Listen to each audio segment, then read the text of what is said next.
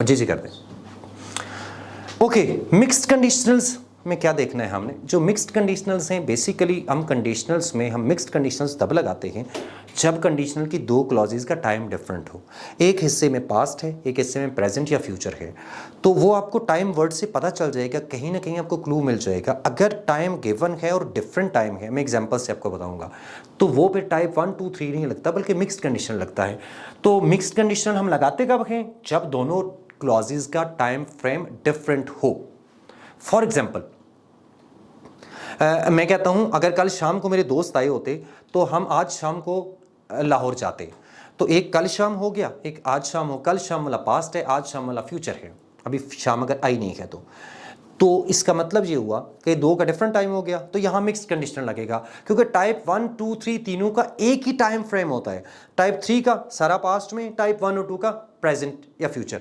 तो अब हम देखते हैं इसका स्ट्रक्चर क्या होता है। मिक्स्ड कंडीशनल आसान है, आपको सिर्फ टाइप 2 और टाइप 3 को मिक्स करना है।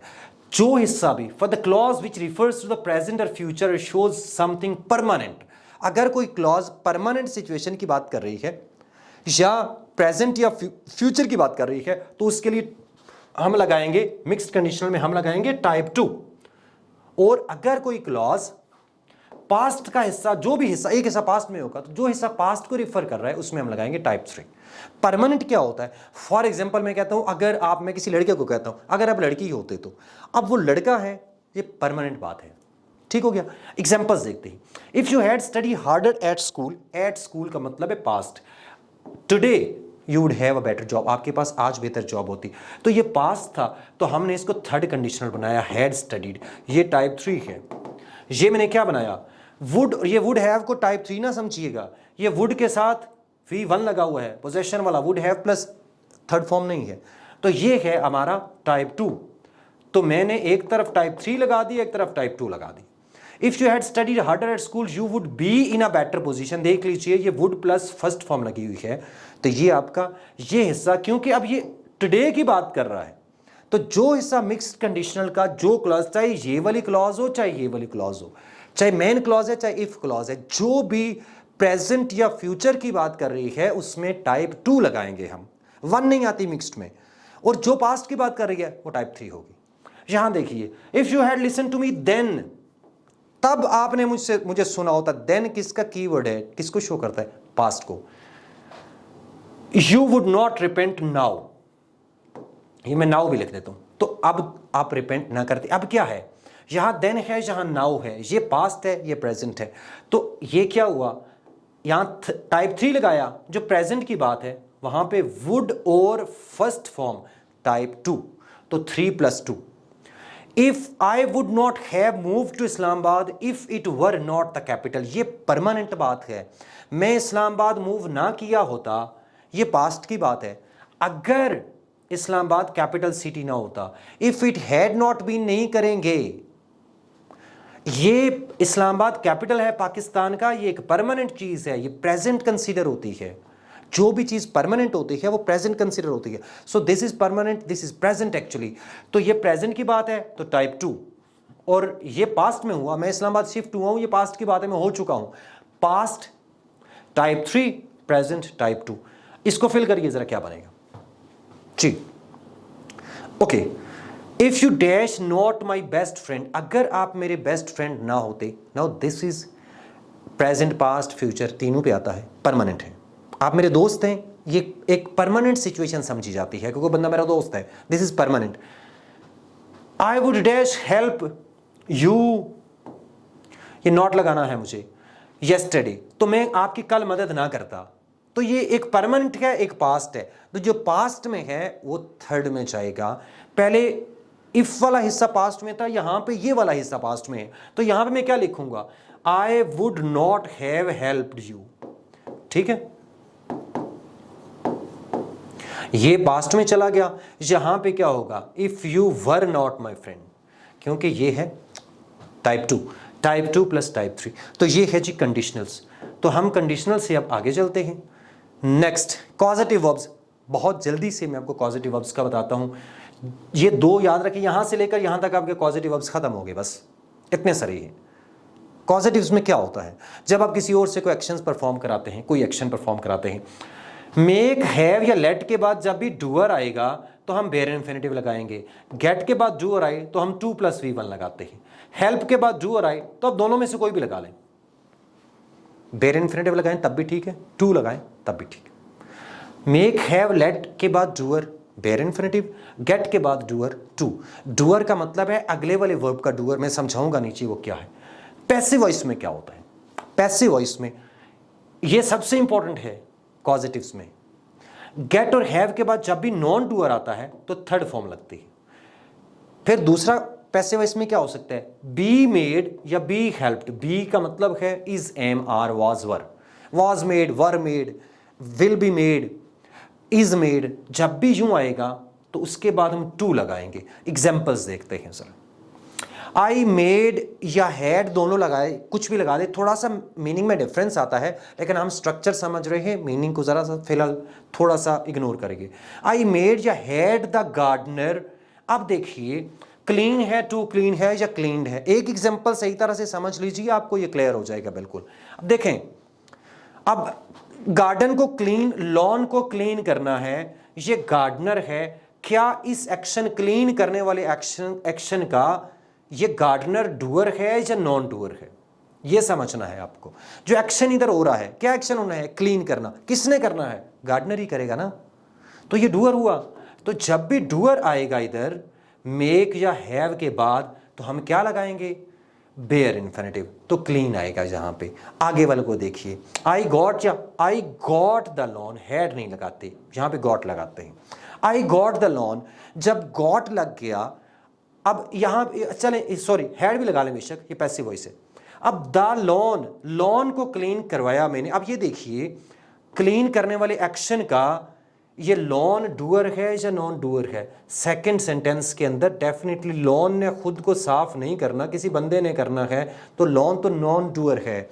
तो गेट और हैव के बाद अगर नॉन डूअर आए तो थर्ड फॉर्म लगती है, तो क्लीन्ड आएगा यहां पे। ठीक है,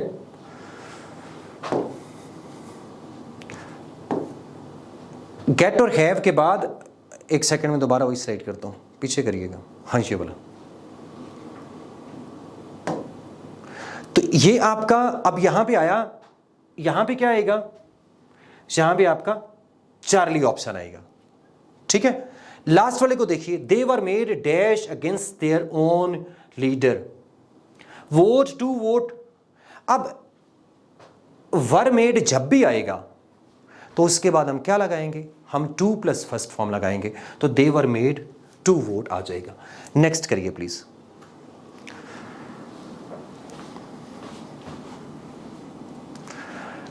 नेक्स्ट है जी सब्जंक्टिव मूड। हम सब्जंक्टिव को देखते हैं, सब्जंक्टिव मूड हम कैसे करेंगे। एक सेकंड से,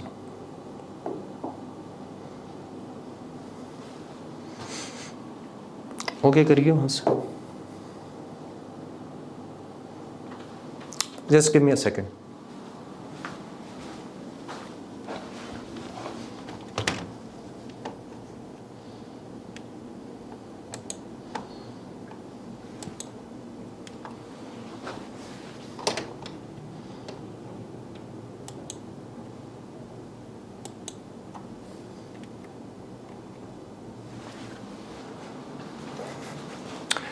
जी हम हैं सब्जंक्टिव मूड पे।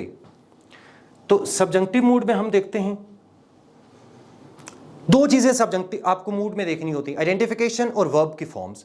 आइडेंटिफिकेशन ये है, suggest, advice, insist, demand, order, that, या ये नाउन्स होते हैं। It is a suggestion, advice, demand, order, proposal, that, या कुछ एडजेक्टिव्स होते हैं। ये सारे के सारे आपको ये बताएंगे कि ये आपका है प्रेजेंट सब्जंक्टिव। अब आपको पता चल गया तो आपने फॉर्म्स कौन सी लगानी है। अगली बात जो है सब्जंक्टिव की वर्ब फॉर्म कौन सी लगेगी, ये असल सवाल है। सिंपल बात जो है, वैसे तो ये मैंने पूरा लिखा हुआ है यहाँ पे कि इज एम आर बी बन जाता है, गोज नहीं लगता, गो लगता है, हैज़ की जगह हैव ये। लेकिन आपको एक शॉर्ट ट्रिक बता देता हूँ, कोई भी प्रेजेंट सब्जंक्टिव का सेंटेंस अगर आप सही बना रहे हैं तो उसमें शुड ऐड कर देंगे तो मीनिंग बिल्कुल सही रहेगा।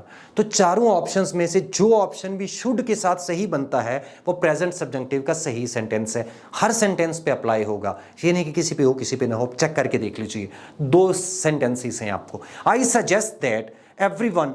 अब सजेस्ट दैट से मुझे पता चल गया ये प्रेजेंट, ये वाला नहीं होता, यहां से अगले वाला हिस्सा प्रेजेंट सब्जेक्टिव होता है, इसके बाद वाला, दैट के बाद वाला, इसको सब्जेक्टिव बनाना है।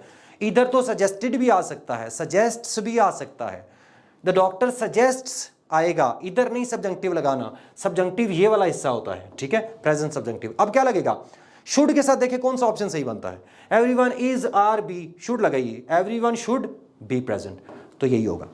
Next one, the doctor advise that, अब देखिए ये वाला आपका सब्जेक्टिव नहीं है, ये सब्जेक्टिव है, शी डैश रेस्ट, क्या होगा, शुड के साथ बनाइए, कौन सा सही बनता है, should take, should takes, should took या शुड विल टेक, क्या बनेगा, शी शुड टेक, तो अल्फा वाला ही सही है। तो प्रेजेंट सब्जेक्टिव में जो आपका शुड के साथ ऑप्शन सही बनता है वो सही होता है। नेक्स्ट देखिए please, past subjective. Past subjective is basically structure वही होता है जो टाइप 2 कंडीशनल का होता है। पास्ट सब्जेक्टिव होता है अनरियल प्रेजेंट, ठीक है। देखिए ये वाले वर्ड्स हैं जो कि इसको आइडेंटिफाई करने में आपकी हेल्प करते हैं, इंपॉर्टेंट है कि देख लीजिए, कई दफा आया हुआ है। आई विश है, वुड दैट है, if only, if, even if भी होता है, it's high time that, about time that, as if, as though, would rather, would sooner, would prefer, in case, imagine, suppose, ये सारे सेंटेंसेस पढ़ लीजिए, ये आपका है पास्ट सब्जेक्टिव। अच्छा पीछे करिएगा एक सेकंड। अच्छा, एक होता है परफेक्ट सब्जेक्टिव, यही सारे वर्ड्स के साथ, आई विश के साथ अगर पास्ट का टाइम होगा, अब पास्ट सब्जेक्टिव में हम क्या लगाते हैं, हम या सेकंड फॉर्म लगाते हैं V2, या हम लगाते हैं, यानी पास्ट सब्जेक्टिव के अंदर लगता है V2 या वर लगता है, ठीक है। जैसे यहां पे मैंने लगाया, I wish she were here, I wish she became more punctual, would that I could help, could लग सकता है, माइट लग सकता है, यहां पे लाइक कुड लग सकता है, यहां पे आई हेल्प भी हो सकता है, ठीक है, हेल्प्ड लगेगा second form. Even if she, ये क्या लिखा हुआ है, इवन इफ शी, अच्छा ही है, even if he were invited he would not come, even if के साथ भी सब्जेक्टिव लगता है, तो ये सेकंड फॉर्म लगती है। अच्छा, कभी ऐसे होता है कि मैं कहता हूं आई विश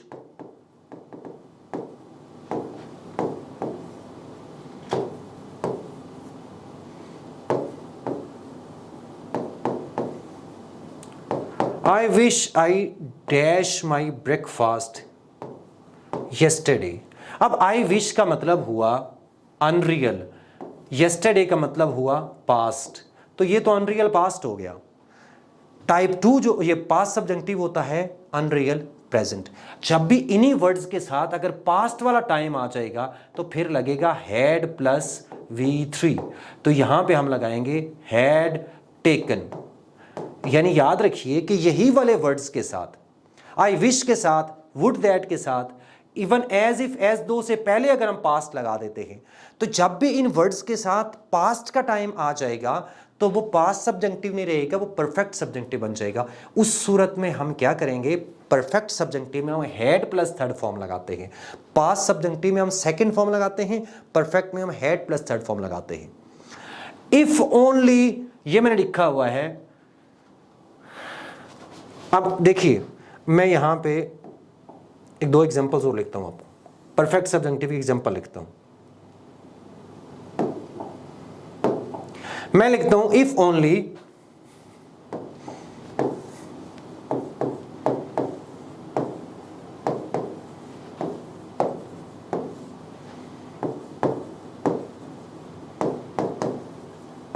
अब अल्फा है लिसन्ड, बीटा है हैड लिसन्ड। अब क्या लगाएंगे,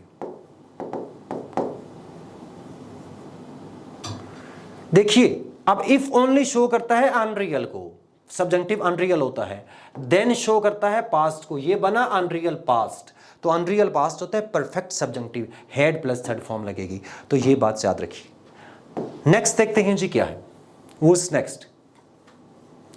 ये कुछ फॉर्म्स हैं, याद रखिए, ये कुछ कंफ्यूजिंग वर्ब्स हैं, इसके अंदर से क्वेश्चन आ सकता है। लाई, ले, लेन, लाइंग, ये है बेसिकली, ये है आपका इंट्रांजिटिव, और ये वाला ले है ये आपका ट्रांजिटिव। जब भी आपके पास ऑब्जेक्ट होगा तो आप ये वाली फॉर्म्स लगाएंगे। She lay the child, she lays the child on the floor, child object आ गया, शी मैं यूं लिखूंगा, शी ले ऑन द फ्लोर। ये ले कौन सा वाला है? ये वाला ले है, ठीक है। लेकिन अब क्योंकि यहां पे ऑब्जेक्ट नहीं है, लेकिन अगर मैं लिखूं शी, अगर यहां पे ऑब्जेक्ट आ जाएगा, she laid the child on the floor, तो जब भी ऑब्जेक्ट के साथ यूज करना है तो आप ये वाली फॉर्म्स यूज करेंगे। ये ऑब्जेक्ट है, ठीक है। ऑब्जेक्ट के बगैर यूज करना है तो ये वाली करेंगे। एक बात याद रखिए, ये लाई होता है झूठ बोलने के लिए। इसी तरह से फॉल और फेल में डिफरेंस देखिए। An apple falls to the ground होगा या फेल्स टू द ग्राउंड होगा, क्या होगा जी? आसान है। ये भी इसी में भी ये, इसमें भी यही फर्क है। ये वाला आपका इंट्रांजिटिव है, ये वाला आपका ट्रांजिटिव है, ठीक है। यानी आपका ये ऑब्जेक्ट के साथ यूज होता है, fail, failed, failed. For example आप कहते हैं an apple falls to the ground. अब यहां पे ऑब्जेक्ट नहीं है, ठीक है, लेकिन मैं कहता हूं he felled the tree to the ground.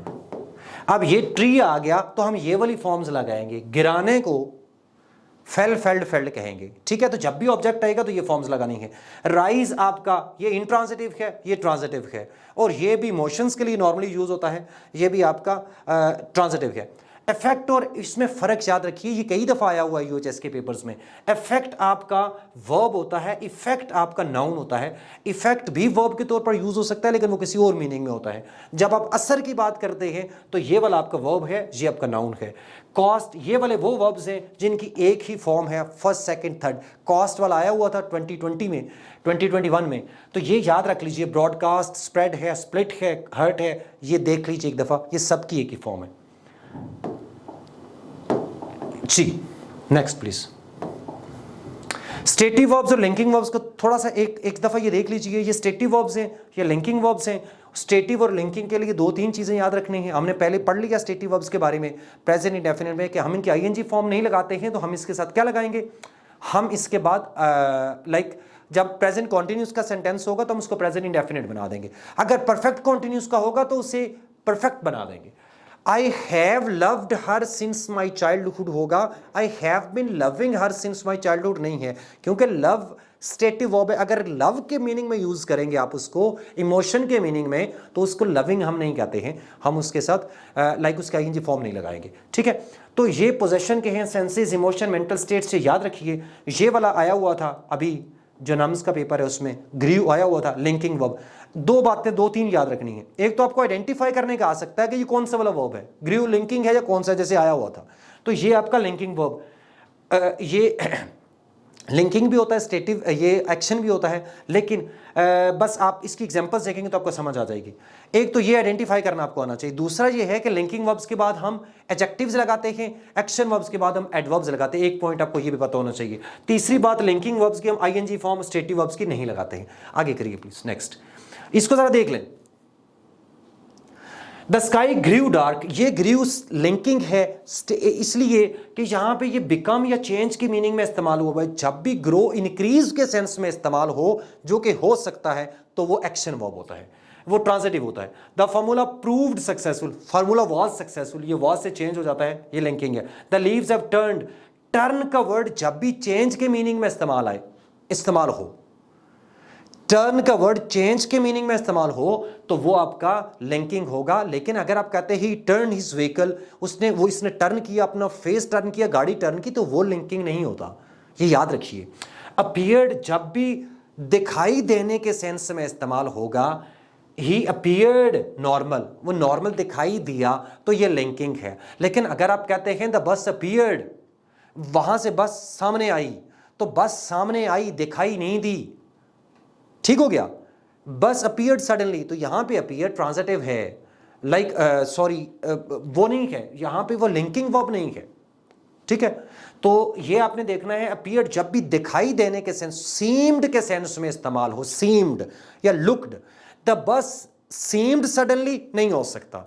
जब भी अपीयर आपका लुक्ड या सेम्ड से रिप्लेस हो तो ओनली इन दैट केस वो आपका लिंकिंग वर्ब है, अगर रिप्लेस नहीं होता तो नहीं है। ये फेल्ट माई पल्स, फील भी जो होता है हर दफा लिंकिंग नहीं होता। यहां पे माई पल्स ऑब्जेक्ट लगा हुआ है, ये नहीं है।